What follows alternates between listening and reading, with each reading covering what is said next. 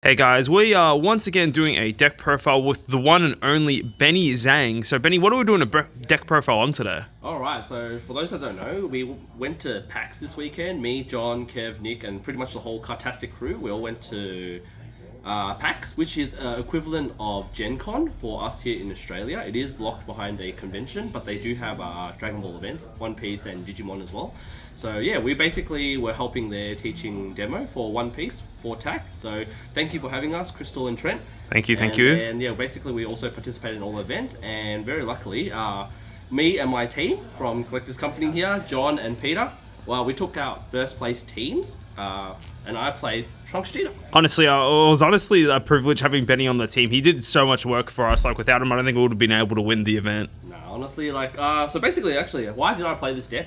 Basically, me and John decided for a very long time. One of us will play red because John is the SS4 player for the team, and I'm the Red Sin player. So only one person can play red because we can't overlap our decks. So ultimately, I went with TrunksGeta and I let him play the red. And obviously Peter is our green player, so he played Margin Vegeta. So I'll just quickly run over the deck. TrunksGeta, you kind of know what he does by now. So when he swings, he draws a card, and then when you have a Vegeta under him, you can awaken and then take 2 cards. And then this side, you evolve. You get to draw an extra card, and then he's got the Vegeta under him. When you sack it, he gains double strike. I think a lot of people already know what this does. So just a quick question before we dive into the deck, because obviously I think everyone knows it's already pretty standard.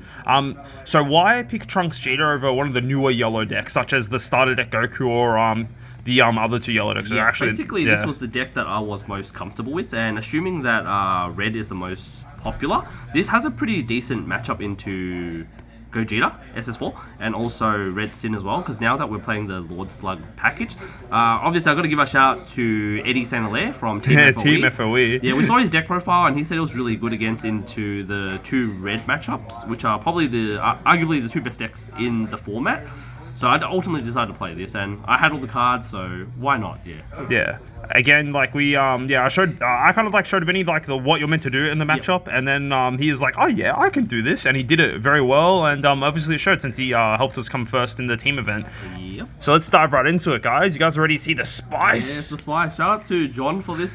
This my token negate. So yeah, always good having Charizard. Always having John in the deck. I love being in the deck. We run 4 of the Trunks because that's the bread and butter. Super good card still. Puts in a lot of work. We got 4 of the 1-drop Trunks because also staple. I've got 4 of these Vegetas. Actually, this card is really good into Red Sin. This card's broken right now. We actually really need this to help us clear the 8-drop, especially even if they give a barrier, you can still KO it. This is basically our most important removal piece in the deck. And it's also super good versus blue as well, since all the bombs like the new Goku as well as the Vegeta Z card have barrier, so you just clear it instantly. Super annoying. So yeah, this card is actually MVP. It's actually better than the Trunks right now because Trunks has fallen off slightly, but it still draws 2 though when you evolve, so it's pretty good. We'll run 4 of the Vegeta. And then most recent new addition to the deck is 4 of these promo Vegeta. Shout out to John for lending me these because I didn't own any myself. This card is actually really good. This card is snapped. Yeah, it's actually snapped. Like what Kevin said in his deck profile, for his haze, it's like a Freeze Z energy. This card is basically a Freeze Z energy. Well, combined with your Trunks, if you block with it and you combo with this, a lot of times they swing for 20. Yeah, you can just combo for 24 and then get out of it. A really important play that you do as well against Red Sin. Sometimes you keep this as just a hard negate. Because whenever they swing with a Sin or a Omega, you want to negate. You do want to negate the attack. Because that's a double strike or a triple strike critical that you're taking. So having 1 up to actually negate with this feels kind of good. And if they don't remove it, you can just evolve on top of it with a Vegeta. Yeah, this card's insane. Like Benny said, it gives you easy card to combo for Z energy. It makes your Trunks more annoying because it also untaps your Trunks blocker card.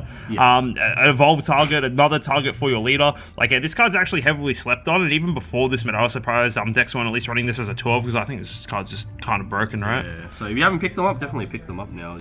Or find John. Hey, I only have 3. So one of those are Benny's. So it is what it is. Also, we run 4 Bulmers because this is heaps of search target. As you see under this stack, there is 20 targets now. I don't run the sparking super combo that Eddie does because I do still ultimately prefer the Krillins.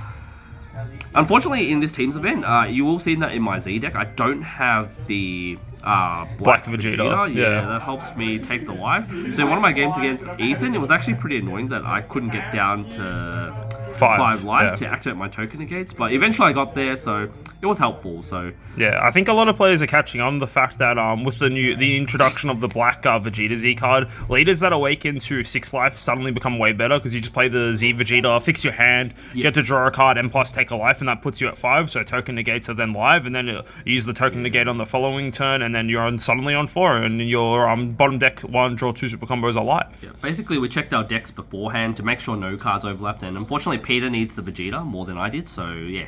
I just played everything that no one needed, so yeah, I was the guinea pig for the team. But anyways, we got the Gohan super combo, best super combo in the game, honestly. Just helps you facilitate your kill turn, so I wouldn't run any other secret rare apart from this. This card's just absolutely broken. Against Gogeta as well, when I played against it, they actually have no way of removing this card. Yeah, it's pretty funny actually. Yeah. When you combo this into play, you block the Gogeta 8-drop, and then if they decide to Z-Awaken to keep the 8-drop on field, because they can't combo with it, you're sitting at 40k, and you're like, cool dude, bigger number, better person, so this card's really good. Actually really good, yeah. All they need to do, they swing once at you, you can just use this super combo and just get out of the Gogeta attack, and then there you go, live to fight another day. There you go. And then we run 2 coolers, because cooler is absolutely broken, Wouldn't run more than 2, I think, unless you're versing really control heavy matchup. I might put 1 in the side, but I think 2 is enough. You probably don't play this till turn 4, turn 5 anyways, because it's a bit slower of a mid-rangey deck, so yeah, I think 2 is fine. And then we run 4 of the Mecha Freezer Robotic Repose. Shout out to Jun for helping me bling out this deck a little, so this card, still not the best, but it does have its merits. It still needs to be in the deck, in my opinion, but I think this card's a little better now, just because with the new meta. I know if you watched our last deck profile on TrunksGeta, we literally said this card isn't as good as it was. Because Unisons was such a dominant card. However, now we're coming into a different format where Z cards are a thing, and everyone is playing Z battle cards, right? And those aren't Unisons, so they get affected by this skill. And another thing as well, basically right now, Red Sin kind of shits on all the Unison decks. So. So yeah, if everyone's not running Unison, you start running this again. Yeah, it's suddenly really good. Yeah, suddenly really good. And then we do run the Slug package. This is super important against Red Sin and also against Gogeta, because it is mandatory for them to draw, for them to actually play the card. So this will stop them from actually playing the card.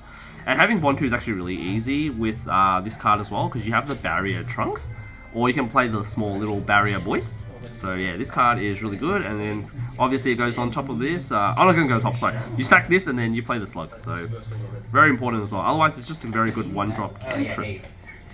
And then we still run 2 Final Flash. I actually bumped this up. I know I was running 1 in the previous deck profile, but I thought this card is kind of important sometimes. If your opponent dumps with a, no one did, but if they dump with something that's really big, like a Barrier Sin, at least you can take away the crit or triple strike.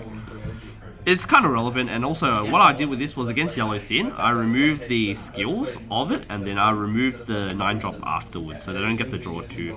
And it helps pump 15 to your battle card, so, why not? I think it's pretty good. Yeah, 15k power right now. I think, I think people are using these as 12s in their decks now, just because the combo power is really nice, being 15k. Yep, and then Power Super Saiyan, Upstart Goblin, you definitely have to run this if you're playing yellow, because it's one of the best, and tap 1, draw 1. Yeah, and it's also tap 1, draw 1, and also it's a hard negate as well, which I did use as a negate. So important against Sid as well. You don't see the Vegetas. And then we got 4 of the token negates here.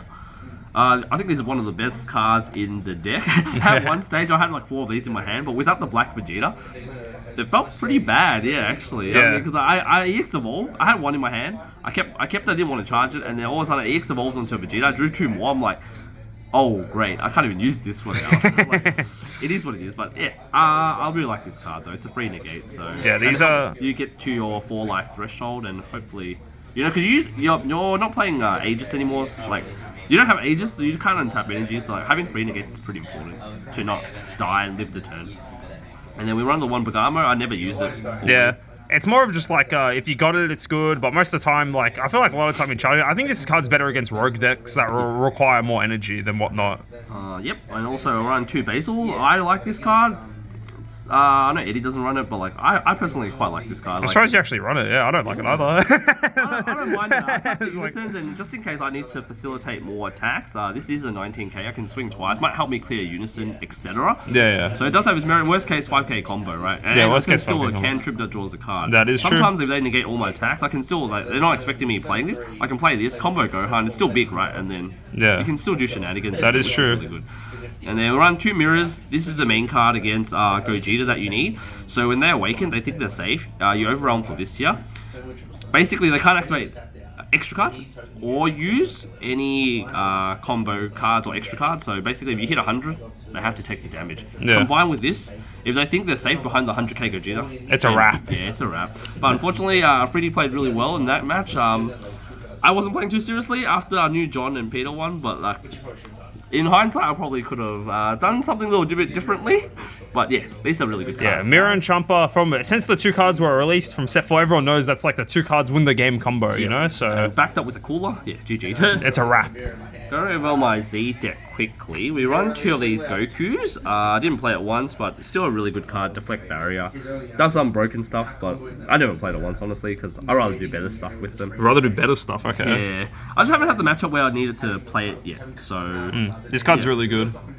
And then we run 2 of these dual attack Gohans. Basically, if you're under Violet Ray, you do need to clear something. Like, yeah, this basically provides 2 swings, similar to Basil, but it does cost 2, which is slightly steeper, but it is fine.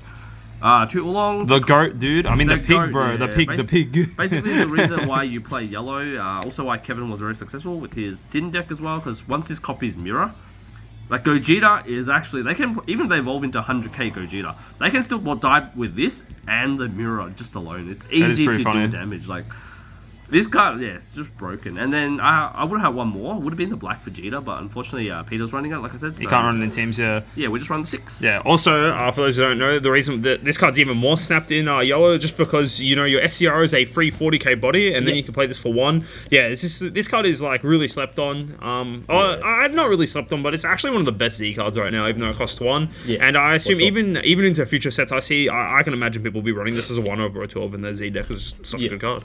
Too good. Oh, also, you can copy your opponent's card. If you don't have a secret can rare, copy opponent's just card, yeah. copy theirs, yeah. Copy their mirror, you know? We're running 3 Vegeta Unison and Fury. Not really good against Sin. Sideboard stuff, right? Yeah, sideboard stuff. Not really good against Sin, but however, really good against Gogeta. If you play this on 2, at least they can't clear it, so... Yeah, because Gogeta's kind of obnoxious sometimes, so... I don't know, I like having this still, just in case. Against Sin, it's pretty good as well. If I played against Kevin, there's more aggro, you know, stops them from attacking, so... You can deal with the weenie, so yeah. It's just the big attacks that you need to watch out for, so this guy's still pretty good. And then we run 2 of the Black Rose Kamehameha in case, like, you see U7, or some more aggressive decks like Peter's deck, you know, at least helps you tap down 2 of their cards, and, you know, you gain some momentum from that as well. Run 2 Release from Evil, really good card at the moment, mainly stops the Z Vegeta, which is quite busted. Yeah, it is, yeah. This card's quite good, yeah. Like, utility-wise, yeah, this card's just really good, I think, so... I started it in quite a bit, actually. Even in the, especially against Red, I'll definitely start it in. Yeah, I think people weren't really looking at this card when it first came out, just because there weren't that many good yellow unisons. But now, as people like realize that, you know, this card's just generically good, even if you're paying it for 1, it's, you know, people are using it way more. Yep. And then I ran 2 Tyrannical Blows for Floodgates, basically. Yeah, just a good card. Why not run it? Especially against Gamma, it's pretty important to negate the small little Floodgate. Run one of these in case someone runs Dark Power Marseille, or like if you verse a random AOD. It's got its merits, like when you see them running like little things that you need to get rid of. In the mirror match, I'll side this in as well, because if I see it on turn 1, it's actually crap. Yeah, it's a really good turn. Might be over for them. Jiren, for the respect, because I was playing the slowest deck in the whole team. I might even get to turn 7 with TrunksGeta, yeah. TrunksGeta, yeah. This was useful. This is to respect Red Sin and also Yellow Sin. Yellow Sin. So all the sins, you know. All the sins, all the sins, all the sins. And then we also have the 1 max power, also to respect the sins as well. Yeah. Well, there you go. Yeah. That is it. Speedrun deck profile any percent, right, boys? Yeah. But anyway, any shout outs you want to give before we wrap it up? Any? I want to shout out to the team, Collectors Company, you know, Card Gaming. Also shout out to John and Peter for playing on the team with me, because they pretty much carried me. And, you know, without them, I definitely wouldn't have got the first place prizing, which we all got, and it was actually pretty sweet. I want to shout out to Jun and John for lending me some of the cards that I don't have and needed to bling up the deck. And shout out to all the Fantastic boys and Dandy boys as well. Like, we had a good time at PAX, and yeah, TAC ran a great event, and pretty much that's about it. Yeah. That's it, yeah. Well, thanks again, Benny, for deck profile. Congrats on first. And like I said before, we couldn't have won it without you. You pretty much carried us to victory at the event. And yeah. Anyway, guys, stay tuned. We've got plenty of more deck profiles to come for the event. And yeah, until next time, we'll be signing out. Signing out. Peace.